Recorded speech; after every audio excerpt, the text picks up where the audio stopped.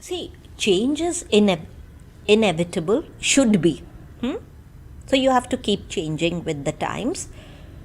But there are certain basic values that we should not ever attempt to change. Like I told you, we need to be punctual, we need to be disciplined, we need to be organized, we need to be fair and just in our dealings with others, everything. So the school should bring about all these changes, okay, in a child, because when a child comes to school, he's king at home when he's small. I told you, it's the process of socializing that he has to learn when he comes here. Then he realizes he's not king. He has to live in a society, in a community. So all these things are very important. Environment. Not only when we talk about the green in the environment and so on, but environment means your entire community living, that aspect of it.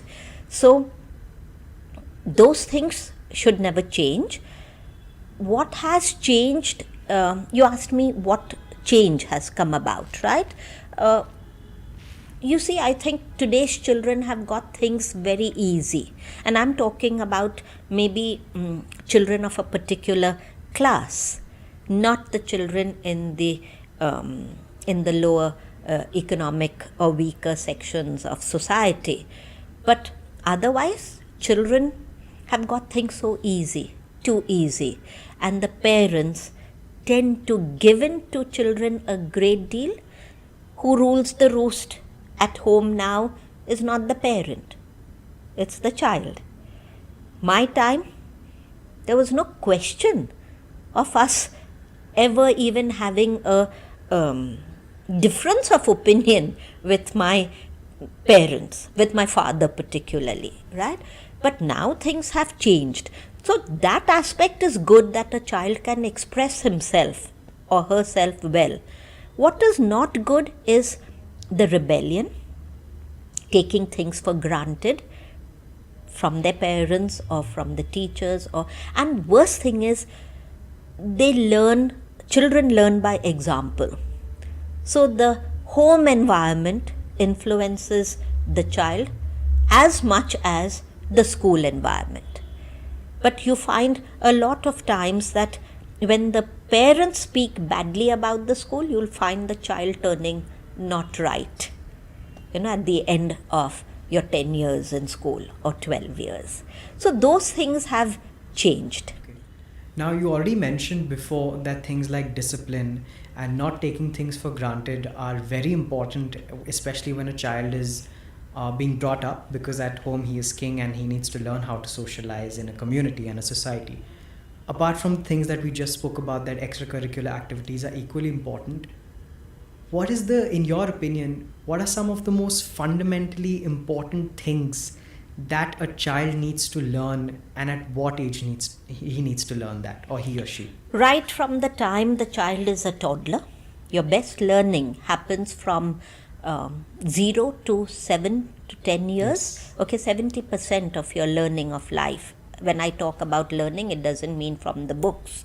Okay, it means life skills is till age 10. So when a parent and the school really nurtures a child till that time with all the good qualities that you can think of, till then it's wonderful, because after that 10, 11, it's very difficult for you to undo whatever negative things that a child has grown up with.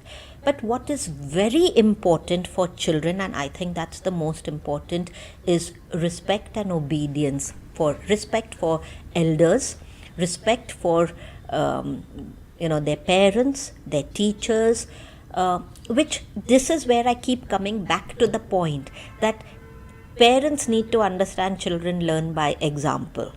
Once you get that respect, the attitude, everything of a child will always be what will get him that success in life. So you don't have to be brilliant.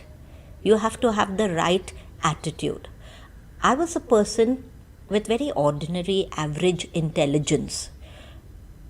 I am a person, not was. I am a person with very ordinary, average intelligence.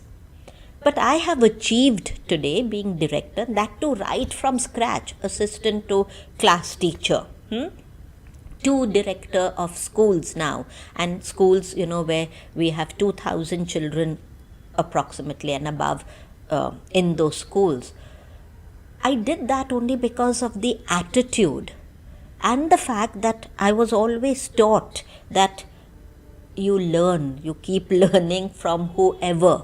So respect people who can teach you or learn from their experience, because learning from your own experience is very, very costly. Okay, so learn from other people's mistakes. So these were the things that held us in good stead.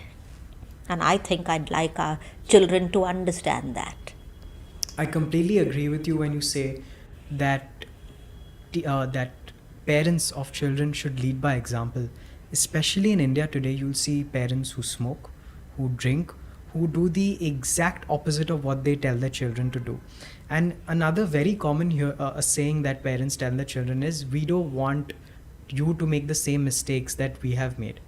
I like to ask those parents, when you want to learn something, if, for example, if you want to learn how to drive, do you go to a person who doesn't know how to drive, or you go to a person who knows how to drive? So telling your child that we don't want to make the same mistakes that we have made it does not make sense at all. Sure. And in fact, these are the same kind of parents that come to school and then fight with teachers and then tell them how their children should behave. True. So I think you know better than I do when it comes to all of this. But all said and done, no, I want to also say that all parents are not like that. Okay, there are a few, but then those experiences linger, and mar this whole thing. That's why I say that right now the work is mostly troubleshooting. During my ICSE exams, I had a parent who sent a child with symptoms, no symptoms, but grandfather had tested positive.